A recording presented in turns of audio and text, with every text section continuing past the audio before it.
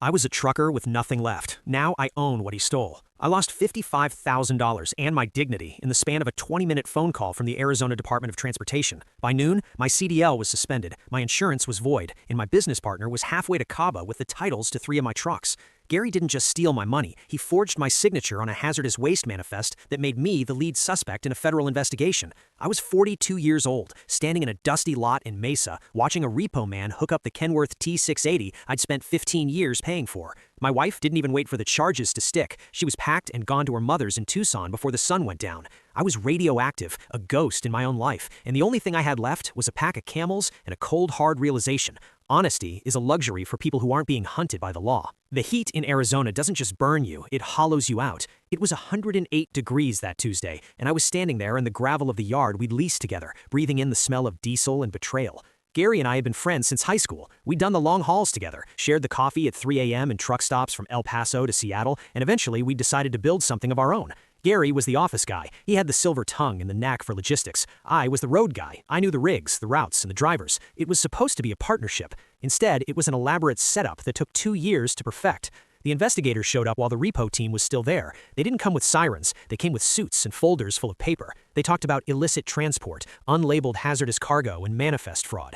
Every time they showed me a signature, my stomach dropped. It was my name, my handwriting, or a damn good imitation of it. Gary had been double brokering loads under my name, taking the high-risk, illegal stuff while I was out hauling legitimate freight across the state line. He'd kept 2 sets of books, one for me to see, and one that was basically a roadmap to a prison cell. "Gary's not answering his phone, Jack," one of the DOT agents said, looking at me with a pity that felt worse than a punch to the gut. "And the accounts you two shared? They're empty, bone dry." I stood there like a statue. I couldn't even defend myself because the evidence was so overwhelming it felt like gravity. In that moment, the world I had built, the house in the suburbs, the respect of my peers, the retirement I'd visualized every time I stared at a white line on the interstate, it all just dissolved. The next few weeks were a blur of lawyers who wanted money I didn't have, and friends who wouldn't return my calls. My reputation in the industry was incinerated. In the trucking world, your word is everything. If the word is that you're a dirty hauler who puts other drivers at risk for a kickback, you're dead. You're worse than dead. You're a ghost. I moved into a motel off the I-17, a place where the carpet smelled like old sweat and the air conditioner sounded like a dying animal. Every night, I'd sit on the edge of the bed and stare at the wall, replay every conversation I'd had with Gary over the last 2 years. I looked for the cracks, the tells, the moments where he might have hesitated, but there were none. He looked me in the eye every day and told me we were winning, all while he was tightening the noose around my neck. He didn't just want the money, he wanted the exit. He'd used me as a shield to take the heat from the DOT, while he liquidated our assets into offshore accounts he'd set up months prior. He'd left me the debt, the legal liability, and the shame. The lowest point wasn't losing the truck. It wasn't even the divorce papers that showed up a week later. It was the afternoon I went to the grocery store and had my debit card declined for $12 pack of chicken and a loaf of bread. I had to walk out of that store with my head down, feeling the eyes of the cashier on my back, knowing that I was the man who had supposedly made it, only to fall further than anyone thought possible. That night, something in me shifted. The shock wore off, and the grief turned into something else. It wasn't rage. Rage is hot and messy. This was cold. It was the same feeling I used to get when I had to navigate a mountain pass in a blizzard with 40 tons of steel behind me. It was focus. I looked at the reflection in the cracked motel mirror. The man looking back was thinner, graying at the temples, and stripped of everything that made him Jack the Rock Miller. But he was still a man who knew how to navigate the long haul. Gary was smart, but he was arrogant. He thought he'd played the game and won. He thought I was just a driver, a guy who understood engines and road maps but couldn't see the big picture. He thought I was broken. He was right about the broken part, but a broken man has nothing left to lose, and a man with nothing to lose is the most dangerous thing on the road. I sat down with a legal pad and a pen, and I started to write. Not a confession, not a letter to my wife. I started to map out Gary's life, every contact he had, every warehouse we'd ever used, every broker he'd ever charmed. The law was looking for Gary for the fraud, but they were looking in the wrong places. They were looking for a criminal. I wasn't looking for a criminal. I was looking for my partner, and I knew exactly how he thought. I didn't want him in jail. Jail was too clean. It was too easy. I wanted him to feel the gravel in his mouth. I wanted him to watch his world dissolve piece by piece, just like I had. I didn't need a truck to catch him. I just needed time. And for the first time in my life, I had nothing but time. The desert wind rattled the motel window, and for the first time in a month, I slept. Because I knew that somewhere out there, Gary was celebrating. He was comfortable, he was safe, and he had no idea that the man he'd buried was already digging his way out. The hardest part about hitting rock bottom isn't the fall, it's the view from the ground. I spent 6 months working the graveyard shift at a commercial tire retread plant in South Phoenix. It was a hellscape of burning rubber and hydraulic presses that screamed like banshees. But it was perfect, because nobody there asked for a background check or a valid CDL.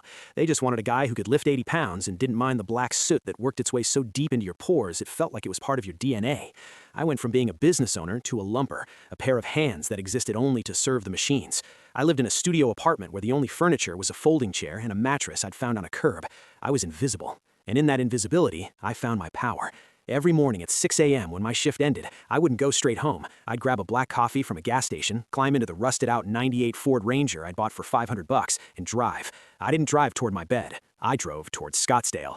I'd parked 2 blocks away from a glass and steel building that housed Apex Logistics Solutions. It was a beautiful building, all sharp angles and desert landscaping, with a fleet of brand new white and gold Volvos parked in a pristine lot. Gary's name wasn't on the sign, of course. He was too smart for that. He was listed as the chief consultant, but everyone in the valley knew who pulled the strings. He hadn't run to Cabo. He just waited for the dust to settle, used the offshore cash to invest in a failing company, and rebranded himself as the savior of Arizona shipping. While I was scrubbing rubber off my fingernails, Gary was wearing $400 loafers and giving interviews to local business journals about resilience in a shifting economy. The first time I saw him come out of that building, my hands gripped the steering wheel so hard the plastic groaned. He looked great. He'd lost weight, had a tan that didn't come from sitting behind a windshield, and he was laughing with a woman in a suit. He looked like a man who had never committed a crime in his life. He looked like a man who had forgotten Jack Miller even existed. That was his first mistake. He thought he'd killed me, so he stopped looking over his shoulder. I didn't want to kill him. A bullet is a 1-second solution to a 20-year problem. I wanted him to lose the very thing he destroyed me to get, his status. Gary's oxygen was the way people looked at him. He needed the handshakes, the "yes, Mr. Vance," the reserved tables at the steakhouse. If I just took his money, he'd find a way to make more. I had to take his soul. And in the world of American logistics, a man's soul is his paper trail. I started spending my afternoons at the public library. I wasn't reading novels. I was reading tax codes, maritime insurance regulations, and the public filings of Apex Logistics. I learned how Gary was playing the game now. He'd moved up from hauling hazardous waste to something much more lucrative, high-value medical electronics. He was moving MRI machines and surgical robotics from the ports in Long Beach to the growing hospital networks in the Southwest. It was a high-stakes, low-volume game where the margins were fat and the insurance requirements were astronomical.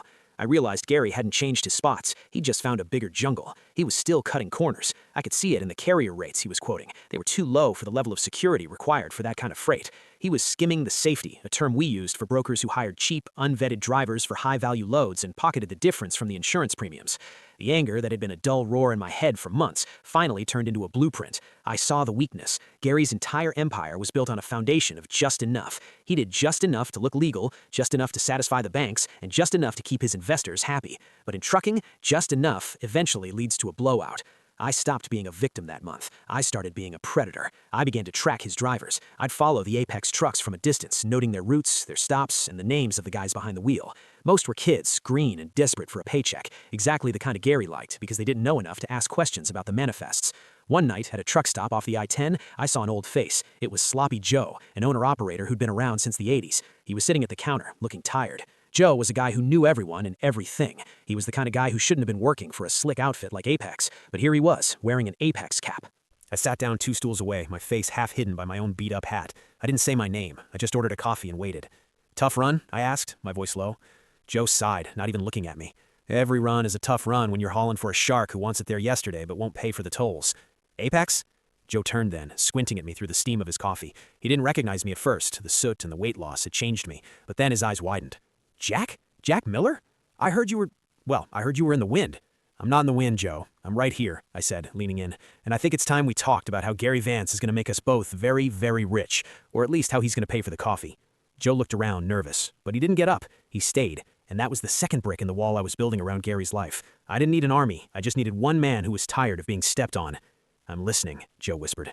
"Good," I said, "because Gary is about to land the biggest contract of his life, the Phoenix Children's Hospital expansion, and he's going to need a lot of help to make sure nothing goes wrong. That's where you come in." I went home that morning and looked at the map on my wall. It wasn't a map of Arizona anymore. It was a map of a trap. Gary thought he was the architect, but he was just the mouse. He was about to walk into a maze I'd built out of his own greed, and I was going to make sure every door he tried to open was locked from the outside.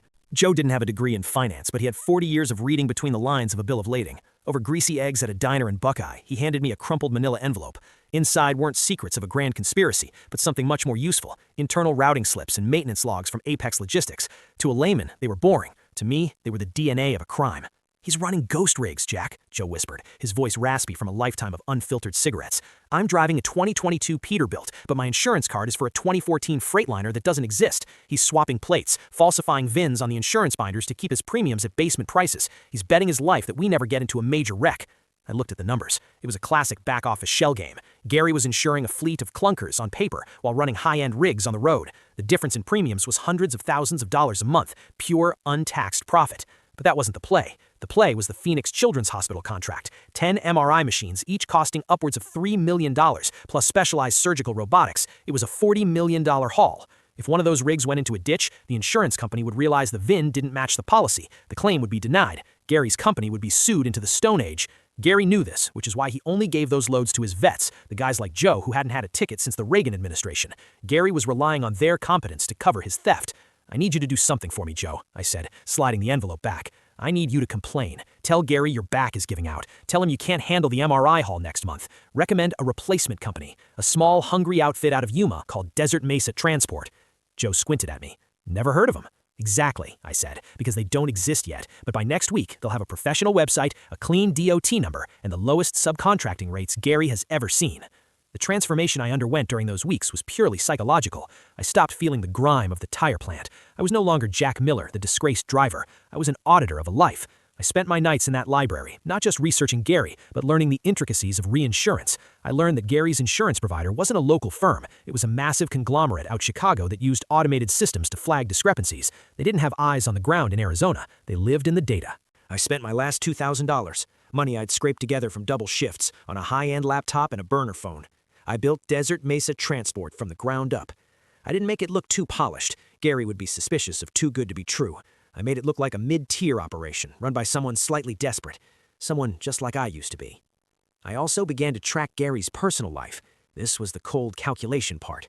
I didn't watch him from the bushes. I watched him through the digital trail he left. Gary loved to show off. He posted on LinkedIn about his philanthropy. He tagged the country club where he played golf every Saturday at 10 a.m.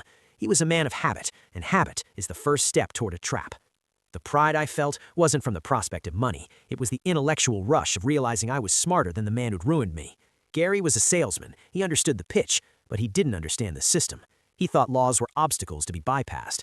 I realized the laws were actually tools, if you knew which ones to sharpen. I didn't feel any guilt, not when I thought about the way he'd stood in our yard and watched me lose my Kenworth. Not when I thought about the hazardous waste he'd forced me to haul without my knowledge, potentially poisoning people for a few extra bucks. Gary wasn't just a thief, he was a parasite, and I was going to be the host that finally shut him down. By the end of the month, I had it, the weakest link. Gary's lead dispatcher, a woman named Sarah, who had worked for us back in the old days, was being squeezed. Gary was cutting her commissions to pay for his new Porsche. I knew Sarah. I knew she had a kid with medical bills. I didn't approach her as a friend. I approached her as an anonymous consultant via an encrypted email, offering her a referral fee she couldn't refuse to put Desert Mesa Transport on the approved vendor list for the hospital haul. The hook was set. I sat in my '98 Ranger outside the hospital construction site, watching the cranes pivot against the Arizona sunset. The MRI machines were scheduled to move in 3 weeks. I wasn't just going to take Gary's company. I was going to make him sign the papers that would hand me the pen to write his confession. I felt a strange, quiet peace. For the first time in a year, the ringing in my ears, the sound of the tire plant, was gone. All I could hear was the clock ticking, and Gary Vance was out of time. Gary Vance always had one fatal flaw. He couldn't resist an efficiency play. In his mind, an efficiency play was any deal where someone else did the work, someone else took the risk, and he kept 60% of the top line. To pull off the Phoenix Children's Hospital haul, he needed to move 10 MRI units in a 48-hour window to meet the construction schedule. His own fleet was tied up with a legacy contract in Texas, and he was staring at a massive liquidated damages clause if he missed the deadline. He was desperate, though he'd never show it. I gave him exactly what he was looking for, a way out that looked like a windfall. I didn't call him myself. I used a VoIP service to mask my location and hired a virtual assistant out of Chicago, a woman with a professional Midwestern accent who sounded like she worked for a blue-chip firm. She contacted Apex Logistics on behalf of Desert Mesa Transport. She told Gary's office that we had 5 specialized air ride trailers sitting empty in Las Vegas because a tech firm contract had just fallen through. We were looking to fill the deadhead miles back to Phoenix at a substantial discount just to cover fuel and driver pay. It was the perfect bait. It was too logical to be a scam and too cheap for a shark like Gary to ignore. The tension in my chest was a constant low-grade hum as I watched the emails go back and forth from my laptop in that cramped motel room. I was playing a high-stakes game of digital keep-away. Every time Gary's legal team asked for insurance certifications or safety ratings, I provided them. They were real documents, but they were shadowed. I had used the same techniques Gary used to frame me, forging digital signatures and mirroring the credentials of a legitimate, defunct company from Nevada. I was using his own playbook against him, and the irony was the only thing that kept me from shaking. The moment of truth came on a Thursday. Sarah, the dispatcher I reached out to, sent me a one-line text from a burner. He's biting. He wants a face-to-face with the owner to sign the master subcontract, tomorrow, 10 a.m., at his office. I felt a cold sweat break across my neck. If I walked into that office, the game was over. Gary would recognize me the second I cleared the door. I had to pivot, and I had to do it with the kind of balls-out confidence that Gary usually reserved for his own lies. I sent an email back within 10 minutes. I told him that the owner of Desert Mesa, a Mr. Elias Thorne, was currently in a deposition regarding a labor dispute in Reno and couldn't travel. However, our legal representative would be there to finalize the signatures. I spent the next 6 hours and the last of my savings at a high-end thrift shop and a barber shop. I bought a charcoal gray suit that fit well enough to look expensive and had my hair cut into a sharp corporate fade. I shaved the beard I'd grown at the tire plant. When I looked in the mirror, Jack Miller was gone. I looked like the kind of man who handled regulatory compliance for people who didn't want to get their hands dirty. I looked like Gary's favorite kind of person, a tool. Walking into the Apex Logistics building was the hardest thing I've ever done. My heart was a sledgehammer against my ribs. The lobby smelled of expensive floor wax and success, the very things Gary had stolen from me. I sat in a leather chair clutching a leather briefcase that contained nothing but the subcontract and a few dummy folders. "Mr. Vance will see you now," the receptionist said, smiling.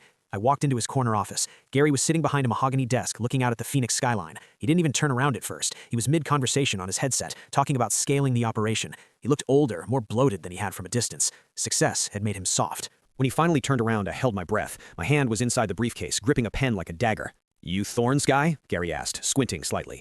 "I'm the one who makes sure the paperwork matches the profit, Mr. Vance," I said. I kept my voice an octave lower, raspy, like a man who spent too much time in air-conditioned boardrooms. I didn't look him in the eye. I looked at his tie.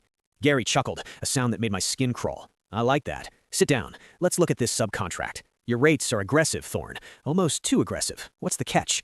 "No catch," I said, sliding the document across the desk. "We have a tax loss carry-forward we need to trigger before the end of the quarter. We need the revenue on the books, even if the margin is thin. You're doing us a favor as much as we're doing you one." Gary nodded, the greed visible in the way his eyes tracked the total compensation line. He didn't read the indemnification clause on page 12. He didn't notice that the dispute resolution section gave Desert Mesa Transport the right to appoint a third-party auditor in the event of a cargo discrepancy. He was too busy calculating his bonus. He signed it. He used a gold fountain pen and scrawled his name with a flourish that felt like a slap in the face. "Tell Thorne he's got the job," Gary said, sliding the paper back. "But tell him if one of those MRI units so much as gets a scratch, I'll own his trucks and his house by Christmas." "I'll be sure to relay the message," I said. I walked out of that building, through the glass doors and into the blinding Arizona sun. I didn't stop until I was 3 blocks away, tucked into an alleyway. I leaned against a brick wall and exhaled a breath I felt like I'd been holding for a year. The contract was signed. The legal bridge was built. Now all I had to do was wait for the cargo to load. Gary thought he had just hired a cheap subcontractor to save his skin. He had no idea he had just signed the warrant for his own public execution. The MRI machines were scheduled to move on Monday, and I was going to be the one driving the lead truck. The heat on the tarmac at the Port of Long Beach felt like a physical weight, but inside the cab of the leased Volvo, the air was ice cold. It was 4 a.m. on Monday. Behind me, in the specialized air ride trailer, sat $3 million worth of Siemens MRI equipment. I was the lead driver in a convoy of 5. Gary was back in Phoenix, likely nursing a scotch and staring at a digital map, watching our GPS pings like a hawk. He had every reason to be nervous. He'd leveraged the last of his liquid capital and taken out a high-interest bridge loan to secure a stake in the hospital's long-term logistics subsidiary. If this haul went perfectly, he wasn't just a broker anymore. He was a partner in the biggest healthcare expansion in the state.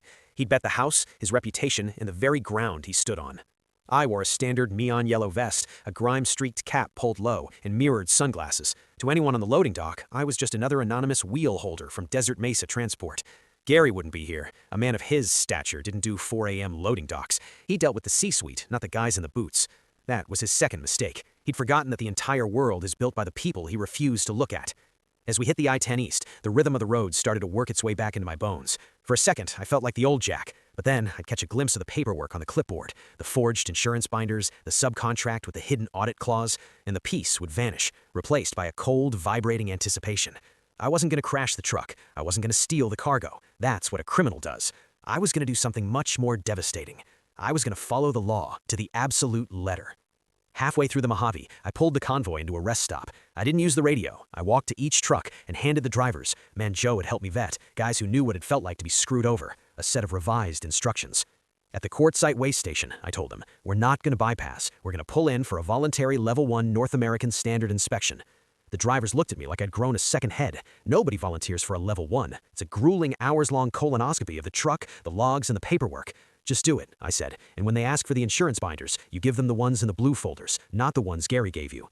The blue folders contain the actual, verified data of Gary's ghost rigs. I had spent weeks cross-referencing VINs and policy numbers. I had documented every single discrepancy where Gary had swapped plates and falsified safety records to save a buck. By volunteering for the inspection, we were effectively inviting the DOT to look into the abyss Gary had built. I called the legal representative line, the one I'd used to sign the contract with Gary. I left a voicemail for Gary's office, my voice calm and professional. Mr. Vance, this is Thorne's office. Just a heads up, our convoy has been flagged for a random DOT audit at the border. We're cooperating fully. There shouldn't be any issues if your paperwork is in order. I knew exactly what that would do to him. Gary would panic. He'd realize that if the DOT started digging into the subcontracted rigs, they'd eventually find the link back to his primary fleet's fraudulent insurance. But he couldn't stop us. We were already at the scales. If he tried to interfere now, it would look like an admission of guilt. He was trapped in the very efficiency he'd bragged about. By the time we reached the quartzsite station, the sun was a jagged blade on the horizon. The DOT officers were surprised, then suspicious, then methodical. They started with the tires and moved to the logs. Then they got to the VINs. I sat on a concrete bench outside the station office, watching the officers huddle around a computer screen. I could practically hear the gears of the system grinding into gear. Discrepancy flagged. Insurance carrier notified. My phone buzzed. It was Gary. He'd called me 12 times in 10 minutes. I didn't answer. Instead, I sent one final email to the Chicago-based insurance conglomerate that handled Gary's real fleet. I didn't send it as Jack Miller. I sent it as an anonymous whistleblower within Apex Logistics, attached with 500 pages of scanned maintenance logs, plate swapping schedules, and the signed subcontract Gary had inked with me. I had given the insurance company the one thing they couldn't ignore, proof that their client was intentionally exposing them to $40 million of unmitigated risk. Under the terms of the indemnification clause Gary hadn't read, the moment a material misrepresentation of safety standards was identified by a state authority, the insurance company had the right to immediately freeze all active policies and seize corporate assets to cover potential liabilities. The trap didn't just snap shut, it imploded. Gary was currently sitting in a beautiful office in Scottsdale, watching his entire world turn into a series of access-denied screens. His bank accounts would be frozen within the hour, his trucks would be ordered off the road by every waste station in the country, and the children's hospital, they'd be looking at a breach of contract that would bankrupt him 10 times over. I looked at the DOT officer as he walked toward me, his face grim. Mr. Miller, is that the name on this license? We have a massive problem with these registrations. I stood up, pulled off my sunglasses, and looked him right in the eye. For the first time in a year, I didn't feel like a ghost. I know, I said, my voice steady. I've been waiting a long time for someone to notice. By Wednesday, the Apex Logistics sign was being pried off the glass in Scottsdale. The Phoenix Children's Hospital had pulled the contract within 3 hours of the DOT report, triggering a catastrophic cross-default clause in Gary's bridge loan. When a bank sees a federal investigation and a total loss of insurance in the same afternoon, they don't call to ask questions. They stop the heart of the business to save the limbs. Gary was hemorrhaging. He was no longer a consultant. He was a liability. I didn't go to his office with a gun. I went with a briefcase. I walked past the frantic assistants and the 2 men in suits who were likely from the insurance company's legal team. I walked straight into Gary's office. He was sitting on the edge of his mahogany desk, his tie pulled loose, staring at a stack of freeze notices from his banks. He looked like a man who had been struck by lightning and was still trying to figure out why his shoes were smoking. When he saw me, he didn't recognize me for 3 full seconds. Then the blood drained from his face, leaving him a sickly shade of gray. "Jack," he whispered. His voice sounded like dry leaves. "What the hell are you doing here?" "I'm here for the audit, Gary," I said. I sat down in the chair across from his desk, the expensive leather chair I had been too intimidated to sit in a week ago. I pulled out the subcontract he'd signed. "Remember page 12, the part about dispute resolution and third-party assignment?" Gary just stared at me, his mouth hanging open. "You were so focused on the profit margins that you didn't notice the assignment of debt clause," I said, my voice as flat and relentless as a Kansas highway. "See, when you defaulted on the MRI haul because of your own fraudulent insurance, Desert Mesa Transport incurred a massive loss. Under the terms you signed, I had the right to sell that debt to a collection entity, and I did. I sold it to a company called Millstone Holdings." I don't know who that is," Gary stammered. "I do. It's me, Gary. I'm Millstone. And I didn't just buy the debt from the subcontract. I bought your bridge loan note from the bank this morning. They were happy to sell a toxic asset for 60 cents on the dollar just to get it off their books. I used the last of my savings and a very large private loan from an old friend who hates you as much as I do." I leaned forward, placing my hands on his desk. "You don't own this office anymore, Gary. You don't own those trucks. And that Porsche you've been driving, the title is currently sitting in my Ford Ranger. You're not just broke, you're mine." The silence in the room was absolute. I watched Gary realize that this wasn't a mistake or a stroke of bad luck. It was a surgical strike. He hadn't been outplayed by the law. He'd been outplayed by the man he thought was too simple to understand the game. "I'll sue," he hissed, but there was no fire in it. "This is predatory. This is exactly what you did to me, only I'm doing it with a paper trail that would make a Supreme Court justice weep with joy. You forged my name on hazardous waste manifests, Gary. You put me in the crosshairs of the feds to save your own skin. I'm just collecting on the interest of that debt. Today, I'm filing the paperwork to take over the remaining assets of Apex Logistics. I'm keeping the trucks, the warehouse, and the routes. I'm just changing the name back to Miller Trucking." I stood up. I felt a weight lift off my shoulders that I hadn't even realized I was carrying. It wasn't the healing the therapists talk about. It was the satisfaction of a job finished. "The feds are going to be here in about an hour to talk to you about the plate swapping and the insurance fraud," I said, heading for the door. "I'd give you a ride, but I don't let criminals in my trucks." I walked out of that building and didn't look back. Gary Vance was left in a glass box, surrounded by the ruins of a life he'd stolen, waiting for the handcuffs he'd earned. 2 weeks later, I was back in the driver's seat of a Kenworth. Not my old one, but a better one, a T990, painted midnight blue. I was hauling a legitimate load of electronics toward Texas. The sun was setting over the San Pedro Valley, painting the desert in shades of gold and deep purple. I had my CDL back, I had my name back, and I had a bank account that Gary Vance had unknowingly filled for me. People ask me if it was worth it, the 6 months in the soot, the motels, the cold, calculated loneliness. They ask if the revenge changed me. I tell them the same thing I tell the guys at the truck stops. The road doesn't change you, it just shows you who you were all along. I was always a long-haul man. I just needed to remind Gary that on the long haul, the man who knows the terrain always beats the man who's just looking for a shortcut. I shifted into 10th gear, felt the turbo kick in, and watched the Arizona desert disappear in my rearview mirror. The debt was paid, the manifest was clean, and for the first time in my life, I wasn't driving toward a destination. I was just driving.